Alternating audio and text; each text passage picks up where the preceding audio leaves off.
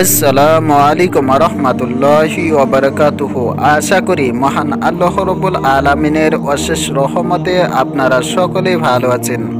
বন্ধুরা, আজকে আমরা জানবো স্বপ্নে মাছ ধরতে দেখলে কি হয়। স্বপ্ন দেখা একটি স্বাভাবিক বিষয়। মানুষ অনেক সময় নিজের চিন্তার বিষয়েও স্বপ্ন দেখে। অনেক সময় স্বপ্ন দেখে এর ব্যাখ্যা জানতে অস্থির হয়ে যায়। এটা একটা গুরুত্বপূর্ণ বিষয়। ঘুম হলো মানুষের ছোট মৃত্যু। ঘুমন্ত অবস্থাতেই সাধারণত আমরা স্বপ্ন দেখি। অনেক সময় স্বপ্নের বিষয়ে ভয়েও পেয়ে বসি আমরা। আজ কথা বলবো স্বপ্নে মাছ দেখলে কি হয়। তাই ভিডিওটি না টেনে শেষ পর্যন্ত দেখার অনুরোধ রইল। আর যদি এই চ্যানেলে নতুন হয়ে থাকেন তাহলে এই ধরনের নতুন নতুন ইসলামিক ভিডিও পেতে চ্যানেলটিকে এখনই সাবস্ক্রাইব করে রাখুন। সত্য ও ভালো স্বপ্ন দেখলে আল্লাহর পক্ষ থেকে মনে করা ও আল্লাহর শুকরিয়া আদায় করা। আর মন্দ স্বপ্ন দেখলে শয়তান থেকে আল্লাহর কাছে আশ্রয় প্রার্থনা করা।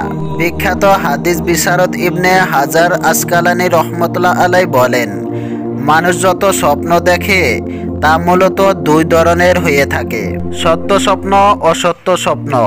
সত্য স্বপ্ন নবীদের ও তাদের অনুসারী নেককার লোকদের স্বপ্ন। দ্বিতীয় প্রকার হলো মিশ্র ধরনের মিথ্যা স্বপ্ন, যা কোনো ব্যাপারে সতর্ক করে, যেমন শয়তানের খেলা, যা দিয়ে কাউকে ভারাক্রান্ত করে তোলে।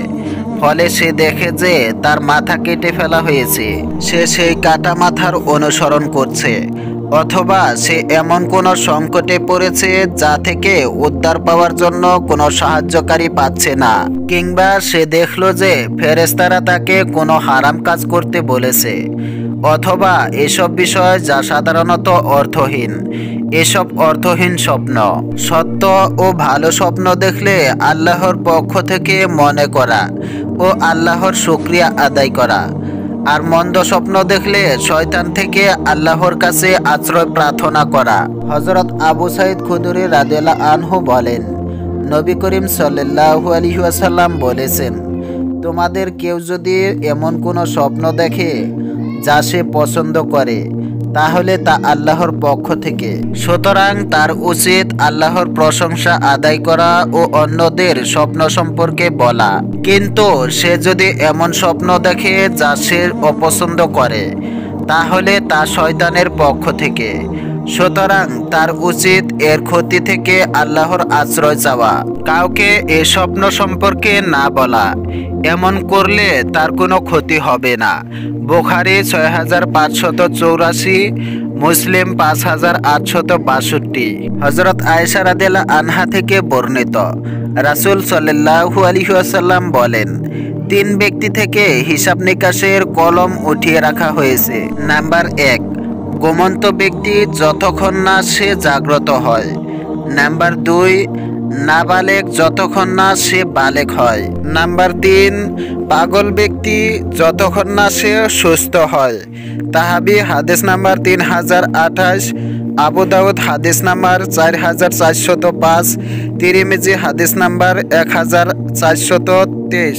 হযরত কাতাদা রাদিয়াল্লাহু আনহু বলেন, রাসূল সাল্লাল্লাহু আলাইহি ওয়াসাল্লাম বলেছেন, ঘুমন্ত অবস্থায় কোনো ভুল হলে এতে কোনো গুনাহ নেই, তবে সজাগ অবস্থায় হলে গুনাহ হবে। মুসলিম হাদিস নাম্বার 1594। তো বন্ধুরা, চলুন স্বপ্নে মাছ দেখলে কি হয়।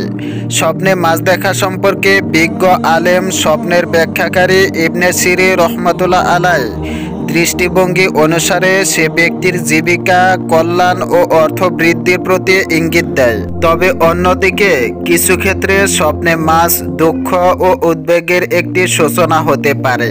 স্বপ্নে মাছ দেখার অর্থ ও ব্যাখ্যা ব্যক্তি অনুসারে পরিবর্তিত হতে পারে। স্বপ্নে মাছ যদি কোনো নারী দেখে, সে যদি মাছের সংখ্যা বলতে পারে 1, 2, 3 বা 4টি মাছ, তবে স্বপ্ন দেখা ব্যক্তির সংখ্যা অনুযায়ী তার প্রাচুর্যবান হতে পারেন। আবার মাছের সংখ্যা যদি অজানা হয়, তার সংখ্যা 4-এর বেশি হয়, তবে এটির প্রচুর জীবিকা হতে পারে। স্বপ্ন দেখা ব্যক্তি যদি ব্যবসায়িক হয়, তাহলে বাণিজ্যে লাভবান হতে পারে বলে ধারণা করা হয়। এ স্বপ্ন স্বপ্নদ্রষ্টার জন্য কল্যাণ বয়ে আনবে।